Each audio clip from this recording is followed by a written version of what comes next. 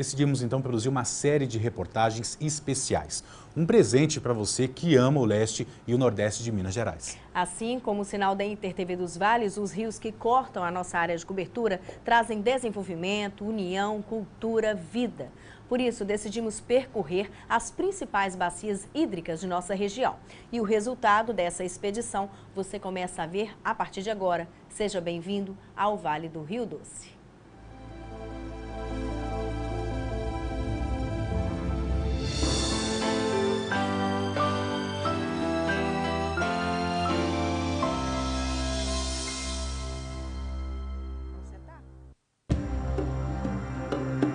Se o Rio Doce pudesse falar, que história ele contaria?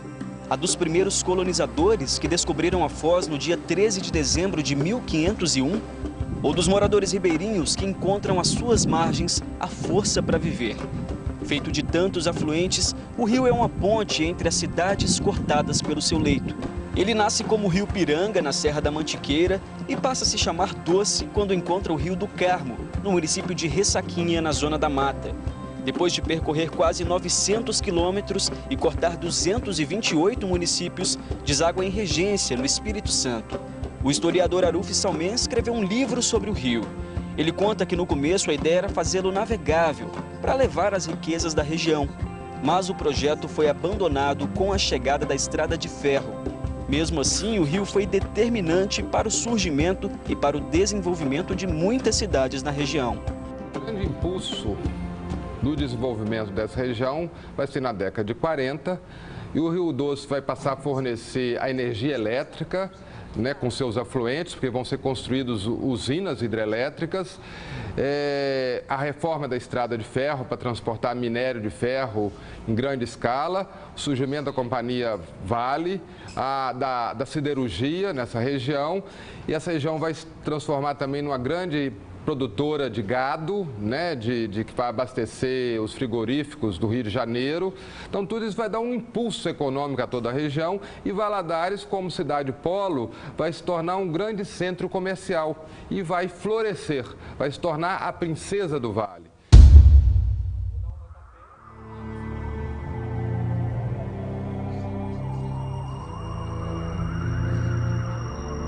Mas o progresso veio acompanhado de várias agressões ao meio ambiente. Demorou muito para os governos tirarem do papel os projetos para tratar o esgoto antes da água ser devolvida ao rio. Muitos ainda continuam fazendo isso. Só que nada foi tão devastador do que o mar de lama que começou a descer em novembro de 2015. As consequências ambientais ainda estão sendo medidas. As águas que unem o vale uniram também o sofrimento de um povo. Todas as cidades cortadas pelo Rio Doce sofreram e ainda sofrem os impactos do rompimento da barragem da Samarco, em Mariana. O Rio Doce hoje, podemos afirmar que é um rio quase que estéril, quase que morto, porque toda essa atividade biológica desapareceu, mas a vida ela continua nos afluentes. Então a nossa expectativa é que, com o término da passagem dessa lama, ou a redução da passagem dessa lama, essa vida retorne ao Rio Doce. Depois do desastre, quem antes se divertia nas tardes de sábado passou a procurar outras águas para praticar a canoagem. Ficamos órfãos do principal meio que a gente tem, que é o Rio Doce. Então o Rio Doce para nós assim, é um grande lugar de variedade, lazer, e a gente perdeu, estamos sem essa possibilidade de fazer o esporte. Já não é tão seguro cortar as águas do Rio Doce com o remo dos caiaques, pelo menos ainda é possível fazer isso com as balsas. O rio que ficou longe dos atletas continua perto dos trabalhadores, gente que ganha a vida enfrentando a correnteza. Como o seu Baral, que leva a vida no ritmo das águas, um ofício de 15 anos em contato direto com a natureza. O seu Rodolfo já não tem a mesma sorte. Pescador, teve que procurar outras águas para garantir o sustento da família, porque aqui já não tem mais peixe. Dura realidade de quem um dia viu esse mesmo rio cheio de vida. Cascudo, Corimba, Pacumã, tinha muito. É não desanimar, é trabalhar com a empresa e tentar melhorar o rio o mais rápido possível. Mas povo nenhum chorou tanto a morte do rio como os índios, que usavam a água, ainda que suja, para nadar e para os rituais religiosos. Seu Zé é o barqueiro da tribo Krenak, em Resplendor, e nos recebeu poucos dias depois de ter saído do hospital. Para os médicos, ele adoeceu por causa do contato com a lama que desceu da barragem de Rejeitos. Ninguém também avisou para os animais que a água estava proibida de beber. Os pais do pequeno Coati, assim como capivaras e cachorros da tribo, foram vítimas da contaminação. Então, quando toda essa tragédia aconteceu, que nós perdemos peixe, perdemos tudo, nós perdemos tudo. A gente está lutando para não perder a nossa cultura por inteiro. Porque essa tragédia acabou com a nossa vida, acabou com a nossa cultura, acabou com a nossa religião. A nossa religião é toda voltada para as águas, é toda voltada para o Rio Doce, é toda voltada para a natureza, que traz probabilidade boa para a vida, não só dos povos indígenas aqui das margens do Rio Doce, que somos nós, os Krenaks, os originários dessa terra, mas para vocês também. Mas nem tudo está perdido. O desastre ambiental foi durante a Piracema, época em que os peixes sobem a calha dos rios para se reproduzir. Muitos podem ter chegado ao rio Piracicaba, que é um dos principais afluentes do Doce. No ponto exato desse encontro, a gente percebe a diferença na cor de cada um. É por isso que o Comitê da Bacia Hidrográfica quer proibir a pesca no leito do rio Piracicaba. Se a gente não preservar essas espécies, nós não vamos ter, muitas delas vão ser extintas. Por isso o comitê está pedindo a proibição da pesca na bacia do Piracicaba e também o desenvolvimento de estudos e pesquisas visando a proteção dessa fauna, sua reprodução e o repovoamento do rio.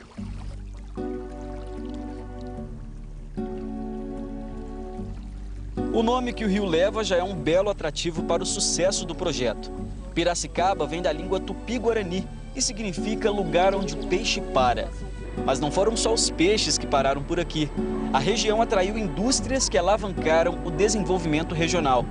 Empresas que nos tempos de ouro fizeram o papel do Estado, ajudando a erguer e manter cidades habitadas por seus funcionários, como Ipatinga, Timóteo e Coronel Fabriciano. Algumas características eram importantes para a atração de investimento.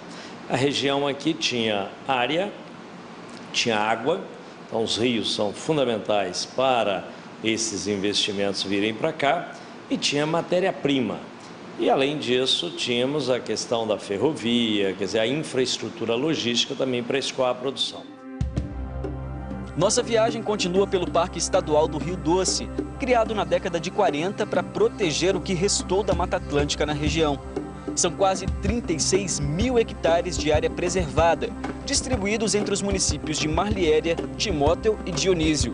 O centro de visitantes conta a história do parque e do desenvolvimento do Vale do Rio Doce. Do lado de fora, a arquitetura foi planejada para se assemelhar a um tuiú, animal bastante visto por aqui. E é subindo a escadaria aqui do Mirante que a gente tem o privilégio de poder contemplar uma das mais belas imagens do Parque Estadual do Rio Doce. Quando a gente chega aqui em cima, todo o esforço é recompensado, com uma paisagem que mais parece quadro de artista famoso.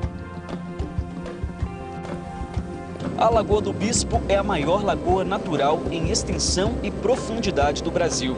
Ela tem o equivalente a 700 campos de futebol de espelho d'água e uma profundidade de mais de 30 metros em alguns pontos. Aqui, o verde das plantas até se confunde com o verde das águas. O horizonte de cores é um convite à contemplação.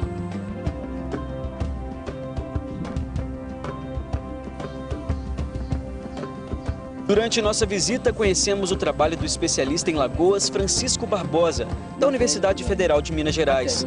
Desde 1970, ele estuda as características do lugar. Segundo o pesquisador, há 200 mil anos, o leito do Rio Doce passava por aqui. Mas depois de descer 40 metros, foi aos poucos chegando no leito atual. A geografia do lugar ajudou na formação das lagoas, que no início eram abastecidas pelo próprio rio e agora contam com a ajuda da chuva.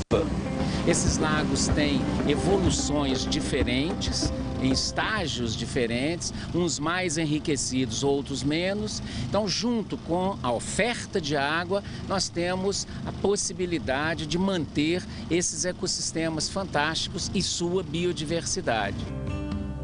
Além do Parque Estadual do Rio Doce, outras iniciativas de recuperação e preservação da mata despontam na região, como o Instituto Terra em Aimorés. Tudo começou em 1998, quando aproximadamente 3 milhões de mudas foram utilizadas para reflorestar a Fazenda Bulcão.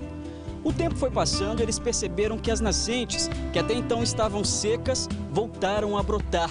Foi quando, 12 anos depois, em 2010, surgiu o programa Olhos d'Água. O coordenador do programa acompanhou a nossa visita ao Instituto. Nesta sala, as sementes passam por testes de qualidade. Os técnicos avaliam se estão boas para o plantio. Depois elas vão para uma câmara de refrigeração e, em seguida, são plantadas e regadas num viveiro.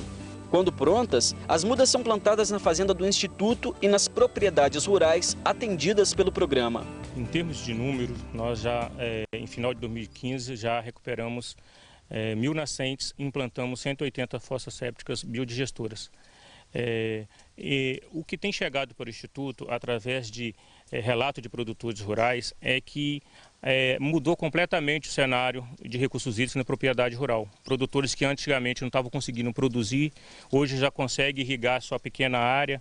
Isso para nós é um resultado que o projeto está no caminho certo. E futuramente a gente pretende levar para outras micro-regiões esta proposta que já realizamos até hoje.